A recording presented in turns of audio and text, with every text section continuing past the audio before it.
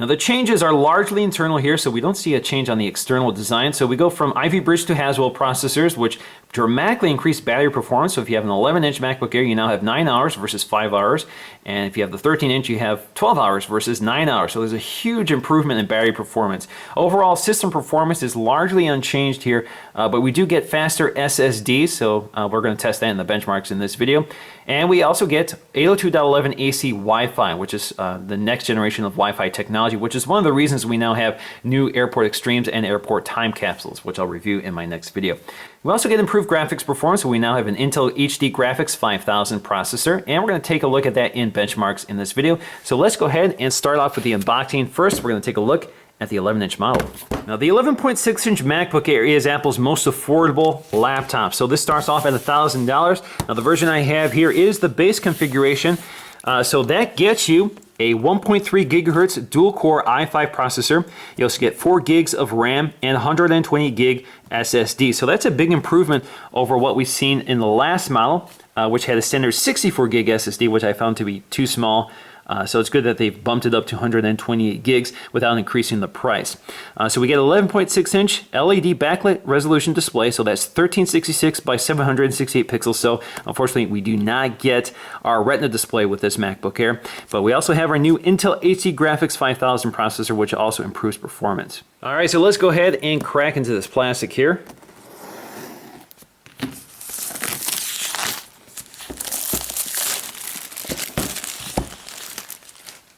We're going to lift the lid.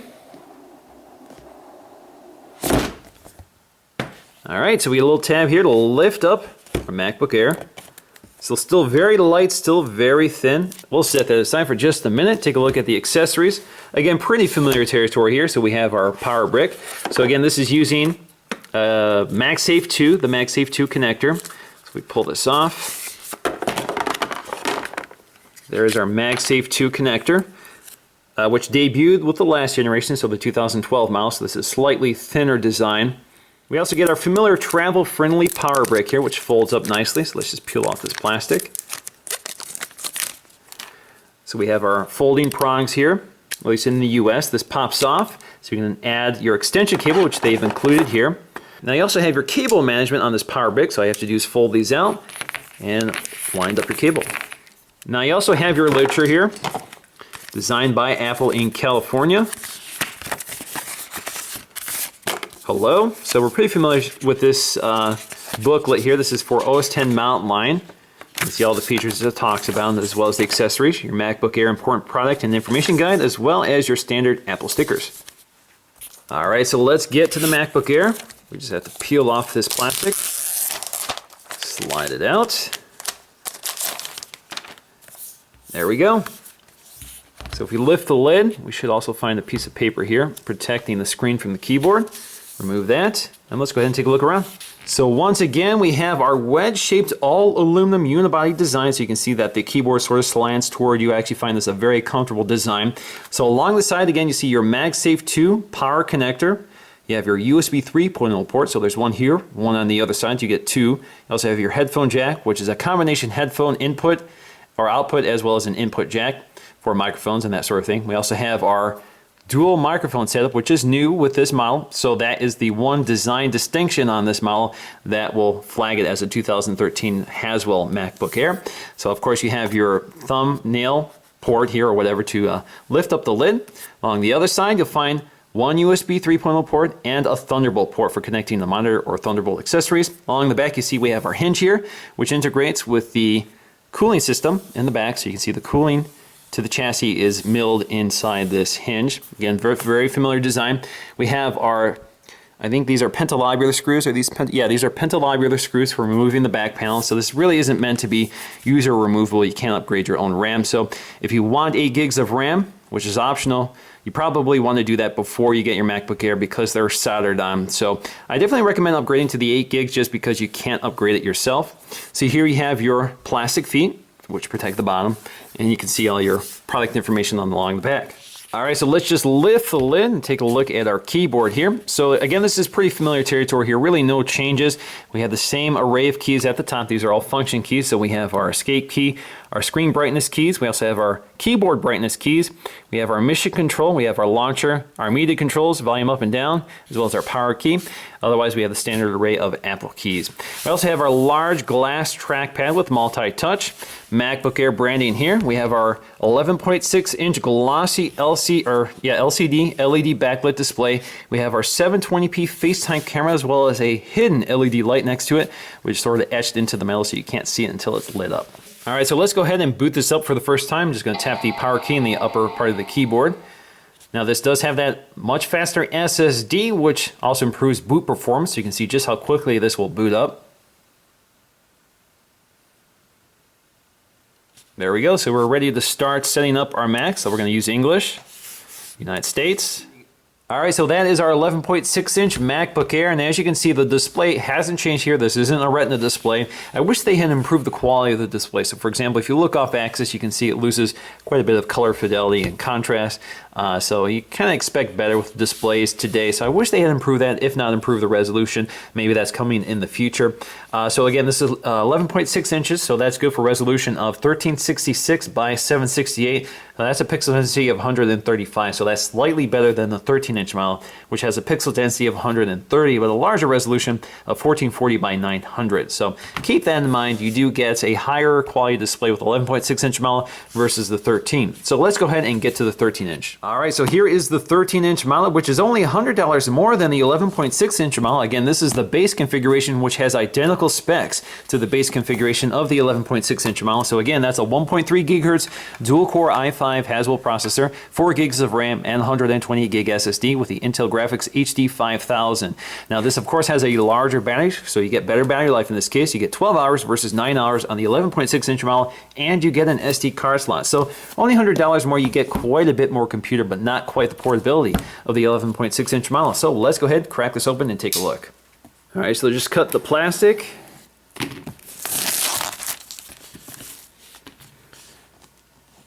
Lift the lid. There is our fresh 13-inch MacBook Air, still in its plastic. We're going to set that aside for just a minute while we take a look at the familiar accessories. I'm not going to unbox all of these. So again, we have the same literature. We have the same power brick and MagSafe 2 connector. Now let's go on to the MacBook Air. All right, so let's just peel this wrapper off and slide it out. And there it is, the big brother of the 11.6-inch model. Looks exactly the same, just a bit lighter. All right, just to give you an idea of the size difference here, here's the 11.6-inch model. So you can see quite a bit smaller and more compact. It's also a bit thinner and certainly much lighter. On the back, it looks about the same. Of course, just shrunken down. So let's go ahead and open up the lid and take a look. We should also have that piece of paper here. Remove that. So obviously with the larger 13.3-inch model, you have more surface area for your palms as well as a larger glass trackpad. You still have the same size keyboard, so there is more space at the edge of the keyboard than the 11-inch model. There are no speakers built in here. The speakers are still located behind the keyboard. Now the display again is 13.3 inches, so that's good for a resolution of 1440 by 900. That's 130 pixels per inch, so that's slightly less than the 135 ppi of the 11-inch model, but of course you have a lot more resolution here to fill the screen up with more apps and that sort of thing, so there's more surface area to work on this display. And you also have that 720p HD camera for FaceTime HD with a little LED light hidden behind the metal. And just like the 11-inch model, you still have this rubber gasket around the side, which when it makes contact with the body, forms a nice seal and protects the glass from the keyboard. Now we still have that very thin wedge design. It's even more thinner feeling when you have the 13-inch model just because you have more surface area here, so it feels particularly thin on such a large laptop. Well, large relatively speaking, but we have a MagSafe 2 connector here, again for charging. You have your USB 3.0 port, your combination headphone and microphone jack. You also have your dual microphone setup here again. Still have that thumb port for lifting up the lid. On the other side, you'll see your SD card slot, again unique to the 13-inch model. The 11-inch does not have this. USB 3.0 port, so that's our second one, and your Thunderbolt port for connecting a display or other accessories. So you still have your hinge here, that plastic hinge with the integrated ventilation behind it. So you can see no matter how it articulates, you still have ventilation. You have your plastic feet on the bottom. You also have your pentalobular screws for removing the back panel, but again, you're not meant to remove that panel, and if you want more than 4 gigs of RAM, you're going to want to upgrade to the 8 gig spec. All right, so let's bring this computer to life for the first time. Press the power button. The first thing I noticed right away is that the speakers are indeed much louder than the 11.6-inch model, so if you want better audio quality, you're probably going to want to go with the 13-inch. Now if we look at both of them side by side, you can see that the screen size influences a lot of other design elements here, specifically the keyboard and trackpad. So you can see a much larger trackpad. For the 13-inch model, it's the same width, but it's just taller. You also have more surface area around the trackpad for your palm. You also have a larger keyboard, or what appears to be a larger keyboard. And really what's happening here is that they've shrunken down the bottom row and top row to shrink the keyboard down so you have more surface area below the keyboard for the trackpad and palm rest. So otherwise, the keys between those rows are the same. So otherwise, a pretty standard Apple keyboard. So I would say the 13-inch keyboard is pretty much the standard Apple keyboard. It's the one you get on every other Mac. The 11-inch model has a specialized keyboard for its size. Now taking a look at the displays, obviously you have more room on the 13-inch model with a more traditional laptop aspect ratio versus the widescreen of the 11-inch model. So that gives you more room here for a full website, so you can see you have to do a little more scrolling here to see the entire website versus the 13-inch model. Now the pixel density here is slightly less, so 130 ppi versus 135 ppi, but of course you have more pixels here to cram stuff onto the screen, so you have more surface area to work in. Now the 11-inch model seems to be brighter, and the color temperature seems to be warmer than the 13-inch model. So the 13-inch model is noticeably dimmer than the 11-inch model, but both look very high quality. It would be nice, again, if they had increased the quality of the display. So, for example, the off-axis viewing could be better, just like on the iMac, which they did a very nice job without changing the resolution. They improved the quality of the display. So it would have been nice if they brought that to the 11-inch and 13-inch MacBook Airs. Now the nice thing about this wider aspect display is that it's ideal for movie watching, and with that brighter display it also looks a little bit better than the 13-inch model. So we click play here. You can see you have a little more space here on the top and bottom of the display versus the 11.6-inch model.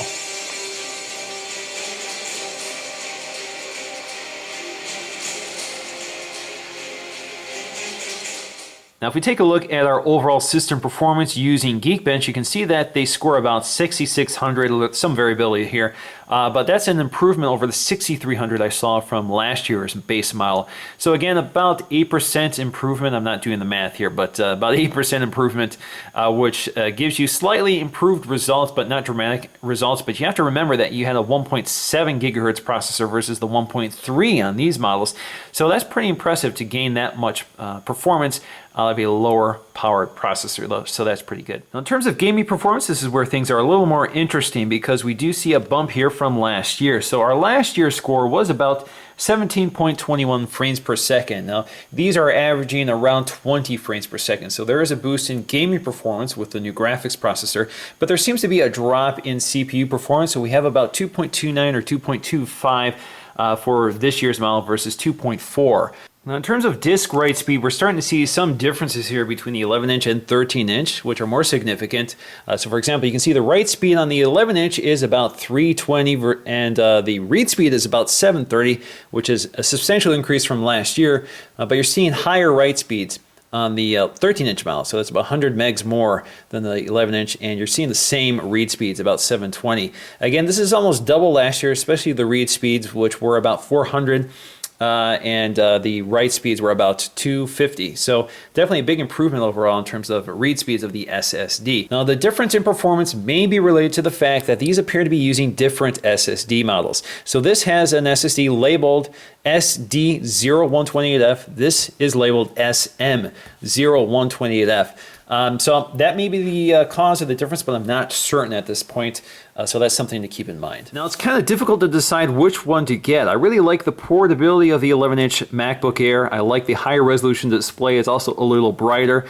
And you still get the backlit keyboard, and you get the same performance of the 13-inch model, except for the SSD, which appears to be slightly lesser to the 13-inch.